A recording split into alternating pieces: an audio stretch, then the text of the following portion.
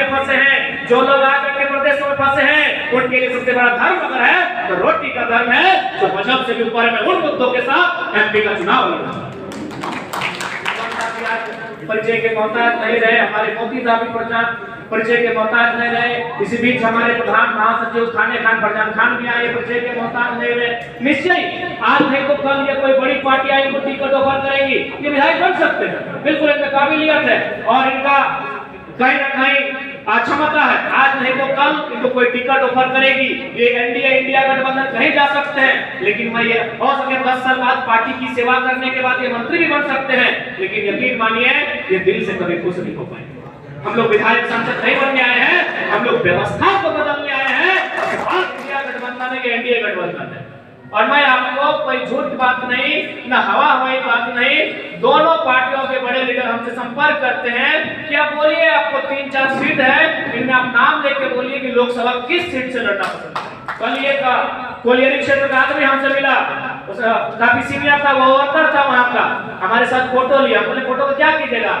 बोला बस कुछ नहीं, जनरल मैनेजर को व्हाट्सएप कर देंगे मेरा काम हमारा, इसमें सभी धर्मों के लोग की आस्था होती है, इसे राज्य में हम विधानसभा करते हैं और देश स्तर से हम जब भी कोई हमारे साथ अत्याचार होता है हम अपने धर्म स्तर पर नहीं जाते, हम कानून की सहायता लेते हैं। एक दौर था जिसे हम राजतंत्र कहते थे, उस समय राजाओं का तलवार महत्वपूर्ण था, उनकी तलवार के आगे हम बहस नहीं कर सकते थे। लेकिन भारत एक लोकतांत्रिक देश है, हमारे पास लोकतंत्र का सबसे खूबसूरत ढांचा 1 पर्सन 1 वोट 1 वैल्यू है, जो आज के दौर का सबसे शक्तिशाली हथियार है। इस हथियार का आपको इस्तेमाल के देखिए, अगर हम लोगों को आप लोग आशीर्वाद देकर अगर नेतृत्व करने का अवसर देंगे तो इस राज्य में क्यों ना रहे, वो कहीं ना कहीं दिल्ली से संचालित होता है और दिल्ली से संचालित होने वाला नेतृत्व हमें नहीं चाहिए।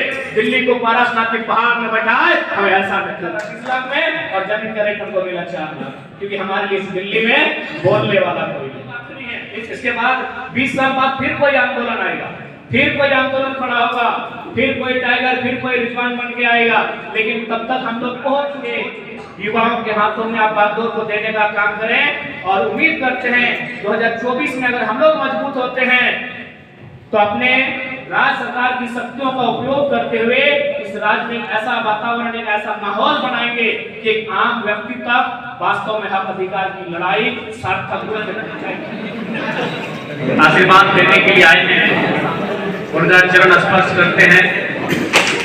आज के इस कार्यक्रम के लिए मीडिया जगत से जितने भी बंधुगण आए उनका धन्यवाद, आभार और साथ ही साथ विशेष धन्यवाद हमारे बड़े भाई स्वरूप आदरणीय विद्वान क्रांतिकारी भाई साहब का, जो आज इस आंदोलन को एक दुगनी ताकत देने के लिए आए हैं। मैं अपनी बात क्योंकि थोड़ा सा कल काफी अस्वस्थ है और काफी मतलब हाई पावर का दवा खा के आपके बीच आए हैं, क्योंकि ये कार्यक्रम पहले से निर्धारित था। तो जैसा कि आप सभी जानते हैं, चाहे सोशल मीडिया का प्लेटफॉर्म हो, अखबार के पन्ने हो या फिर कोई अन्य प्लेटफॉर्म के माध्यम से आपको सूचना मिलता रहा होगा कि आज 2 वर्षों से लगातार झारखंड की मिट्टी में आंदोलन चल रहा है। कुछ लड़के हैं जो लगातार सरकार को निशाने में रखते हैं, विधायक सांसदों को निशाने में रखते हैं और लगातार अपने उग्र तेवर के साथ आंदोलन कर रहे हैं। जी हाँ, मैं भी कभी कभी अपने किसी कार्यक्रम में शामिल होकर जब घर वापस जाता हूँ और अपनी तस्वीरों को देखता हूँ तो हमें भी यकीन नहीं होता है कि इतनी भारी संख्या में लोग जुटते हैं। और कुछ दिन पहले ही हमारे प्रधानमंत्री जी आए थे, लेकिन वहां पर बैठकर दबाव बनाया गया था वीडियो को कि आपको लोग इतनी संख्या में लोग हमारे साथ क्यों जोड़ रहे हैं। भले हम लोग दिन में सभा करके चले जाते हैं, अपने भाषणों को रखते हैं, लेकिन रात को जाकर एक बार हम लोग भी आत्ममंथन करते हैं, चिंतन करते हैं क्या कर रहे हैं। तो दिल से अंतर आत्मा से एक ही आवाज आती है कि ये जो लोग जो बिना किसी भाड़े के आए हैं, ये जो लोग बिना किसी खर्चे के आए हैं, सब पीड़ित लोग, ये पीड़ित लोग हैं, इसीलिए आपके साथ जुड़े हैं। और इस झारखंड प्रदेश में शायद आप ही लोग हैं जो इस पीड़ित लोगों की आवाज उठा रहे हैं। नहीं तो आज जितने भी लोग राजनीति में चुनकर गए हैं, प्रतिनिधि बनकर गए हैं, आज वो बोल नहीं पाते, आज अधिकार की बात को रख नहीं पाते हैं। तो ये आप लोग पीड़ित लोगों की आवाज बने हैं, इसलिए ये लोग बिना किसी शर्त के, बिना किसी भाड़े के ये लोग एकत्रित होते हैं। आज जब हम लोग भी 2 साल पहले इस आंदोलन को शुरुआत किए थे रणधीर वर्मा चौक, उससे पहले बोकारो में हुआ था, मात्र 50 की संख्या में रणधीर वर्मा चौक में हम लोग थे। लेकिन हमने कभी सपने में भी नहीं सोचा था कि जो संख्या 50 में थी वो कभी 50 लाख और 5 करोड़ तक जाएगी, ये हम लोगों ने सपने में भी नहीं सोचा था। तो फिर कारण क्या था? कारण यही था कि लड़ाई हक अधिकार की है, ये लड़ाई उन शोषितों की है, वंचितों की है, जो लगातार सदियों से अपने राज्य में अपनी मिट्टी में चले गए हैं। आज 40% इस भूभाग में खनिज संपदा होने के बाद भी हमारे लोग मैक्सिमम प्रदेशों में, विदेशों में प्रवास करते हैं। तो कहीं न कहीं ये दुर्भाग्य का विषय है। आज यहाँ विभिन्न धर्मों को मानने वाले लोग बैठे हैं। भारत देश में अगर धर्म कोड की बात कही जाए तो संविधान 10 धर्म कोड को मान्यता देता है। मैं सभी का आदर करता हूँ। किसी को नीम के पेड़ में शांति मिलती है, किसी को आम के पेड़ में शांति मिलती है, सबका अपना अपना मार्ग है। लेकिन आप लोग जितने लोग बैठे हैं, आप भी जानते हैं, अगर आप किसी की आस्था ईश्वर में, किसी की अल्लाह में, किसी की रब में है, तो आप ये मत अपने जहन में रखिए कि आप कुछ भी करेंगे उसका ध्यान बार बार धरती पे होगा। इस ब्रह्मांड में और भी दुनिया होंगे, उसको बनाने में व्यस्त होगा। एक बात आप जान लीजिए, यदि आज हमारा उद्धार कहीं से होगा, आज अगर कोई हमें सुरक्षा प्रदान करेगा, आज कोई हमारे हक अधिकार की लड़ाई को लड़ेगा, तो कहीं ना कहीं वो सर्वोच्च मंदिर है हमारा, जिसमें सभी धर्मों के लोग की आस्था होती है। इसे राज्य में हम विधानसभा करते हैं और देश स्तर से हम सांसद होते हैं।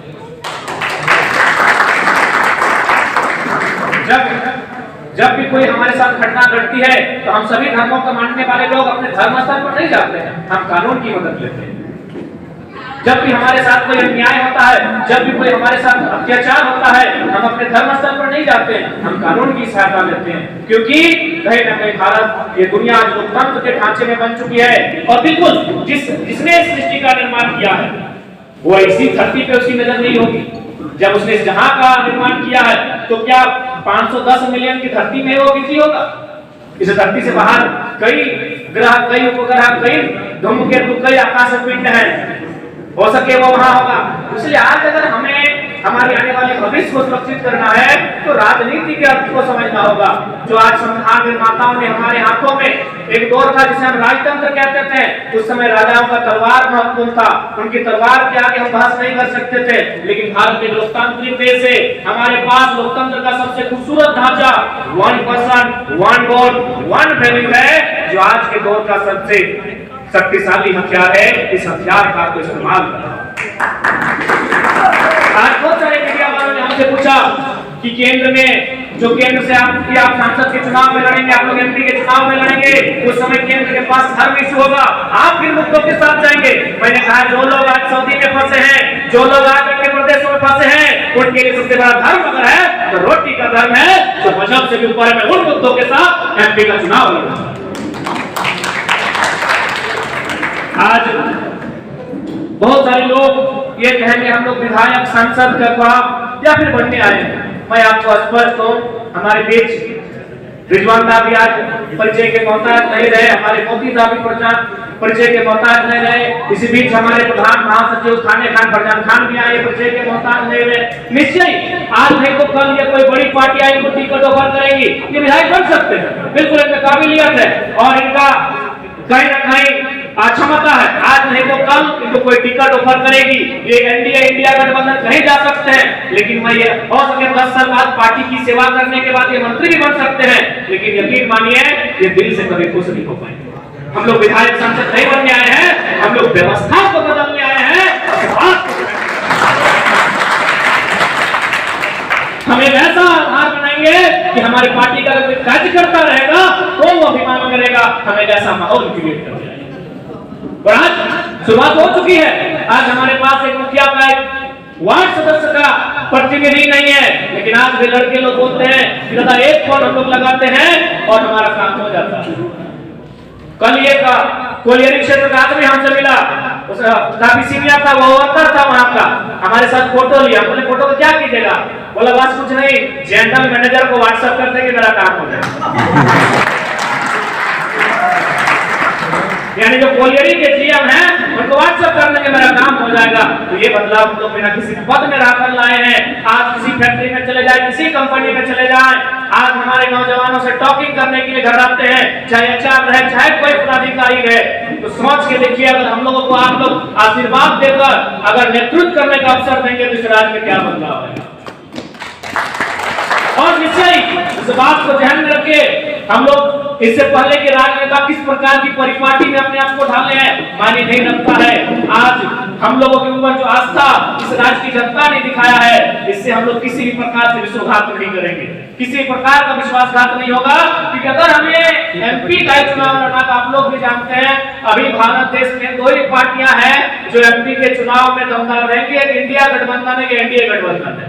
और मैं आपको कोई झूठ बात नहीं, न हवा हवाई बात नहीं, दोनों पार्टियों के बड़े लीडर हमसे संपर्क करते हैं कि आप बोलिए आपको 3-4 सीट है, इनमें आप नाम लेके बोलिए कि लोकसभा किस सीट से लड़ना पसंद करें। इन 2 वर्षों में हम लोगों ने अपनी काबिलियत इतना बनाया है। और एक बात बताइए, 29 साल का लड़का कौन नहीं चाहेगा यार कि एनडीए चाहे इंडिया से उठकर दिल्ली पहुंच जाए। लेकिन क्या होगा, हम तो एमपी बन जाएंगे। लेकिन आज जो झारखंड की जनता जो उम्मीद से देख रही है कि कोई आएगा उस विधानसभा के भीतर, कोई जाएगा उस राजधानी के भीतर, कोई जाएगा देश की राजधानी में जो हमारी बातों को रखेगा। आप भी जानते हैं, चाहे एनडीए गठबंधन हो चाहे इंडिया गठबंधन हो, जो एमपी एमएलए क्यों ना रहे, वो कहीं ना कहीं दिल्ली से संचालित होता है। और दिल्ली से संचालित होने वाला नेतृत्व हमें नहीं चाहिए। दिल्ली को पारसनाथिक पहाड़ में बैठाए, हमें ऐसा नेतृत्व चाहिए। आज यही कुछ दिन पहले हम गिरिडीह लोकसभा के अंतर्गत पेट्रोल क्षेत्र गए थे, वहां 3 सड़क बन के आया है। एक व्यक्ति ने बताया कि जब हमने यहाँ जमीन को खरीदा था तो 30 लाख रोड के किनारे था, 1-1 लाख रुपया प्रति डिसमिल कर दे, लेकिन सरकार ने हमको 16,000 रेट दिया और 4 लाख में सारा जमीन ले लिया। हमने खरीदा था 30 लाख में और जमीन का रेट हमको मिला 4 लाख, क्योंकि हमारे लिए इस दिल्ली में बोलने वाला कोई नहीं। इसीलिए हमने उन मीडिया को कहा कि धर्म का मुद्दा रहे चाहे आस्था का मुद्दा रहे, जब हम दिल्ली में कदम रखेंगे हमारे लिए रोटी सबसे बड़ा मुद्दा होगा। आप सोच के देखिए, उसके लिए क्या धर्म मुद्दा रहेगा जिसने 30 लाख में जमीन खरीदा था और मात्र 4 लाख में सारा जमीन चला गया। आप ही सोच के देखिए, क्या उसके लिए कोई आस्था मुद्दा रहेगा? नहीं, उसके लिए उसका हक मुद्दा रहेगा, सत्य मुद्दा रहेगा, उसके लिए उसके साथ जो अन्याय हुआ वो मुद्दा रहेगा। और आज इस बात को आपको मानना होगा, हम लोग एक साधारण सा छात्र, न कल तक हमें कोई जानता था, न कल तक हमें कोई पहचानता था, लेकिन आज राज्य के नेतृत्व हमें देख रही है, तो कहीं ना कहीं हमें नियति चुनकर लाई है, हमें वो बुद्ध विधाता चुनकर लाया है। अभी आपको तय करना है कि आप हमारा साथ किस प्रकार से देते हैं। क्योंकि देखिए, ऐसा नहीं कि हम लोग आखिरी हैं, इसके बाद 20 साल बाद फिर कोई आंदोलन आएगा, फिर कोई आंदोलन खड़ा होगा, फिर कोई टाइगर, फिर कोई रिजवान बन के आएगा। लेकिन तब तक हम लोग बहुत कुछ खो चुके होंगे, तब तक हम लोग बहुत चीजें खो चुके होंगे।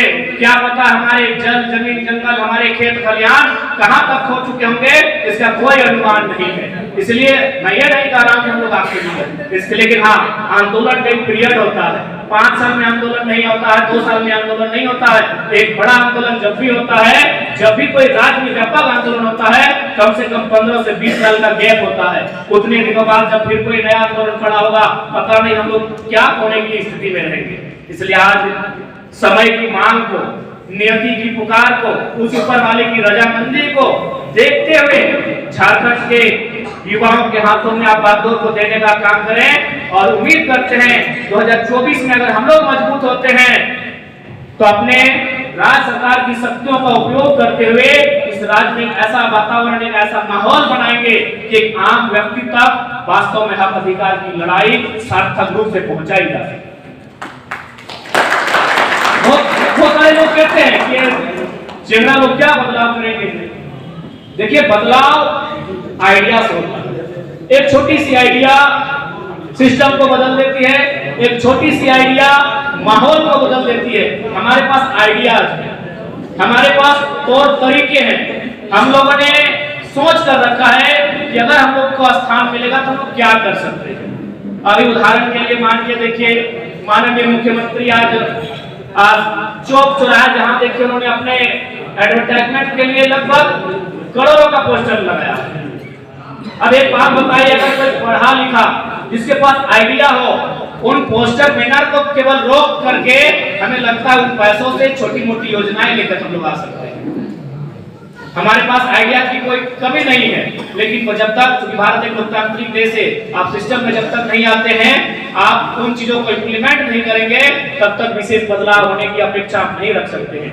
इसलिए, और आज देखिए, अगर हम लोग को भी अगर चुनाव लड़ने की इच्छा होती तो हम लोग 2 साल पहले पार्टी बना लेते। आप लोग सुने होंगे कि अभी पार्टी हम लोग को रजिस्ट्रेशन के लिए गया है, अड़चने आ रही है, बहुत सारे लोग सवाल करते हैं पार्टी बना क्यों नहीं। अरे भाई, हम लोग चुनाव लड़ रहे, उद्देश्य ही नहीं था, हमारा उद्देश्य था झारखंड के आवाज बढ़ना। लेकिन 2 सालों से लोगों ने कहा कि भाई आप लोग विकल्प के तौर पर आए हैं, तो कहीं ना कहीं आप लोगों को पॉलिटिक्स करना चाहिए, तब हम लोग पॉलिटिक्स को मानकर आए हैं, वरना हमारा कभी उद्देश्य नहीं था कि हम लोग राजनीति करेंगे। इसलिए अगर ये अवसर आया है तो कहीं ना कहीं अवसर इसलिए आया है क्योंकि झारखंड के साथ जो अन्याय और दुराचार हुआ है, ये पूरे ब्रह्मांड में किसी के साथ नहीं हुआ है। हमारे पास 28 राज्य, 8 केंद्र शासित राज्य हैं, वे लोग हवा, धूल, पानी, गर्मी, बरसात सहते हैं। झारखंड के लोग एक्स्ट्रा चीज सहते हैं, उसे अन्याय और जुल्म।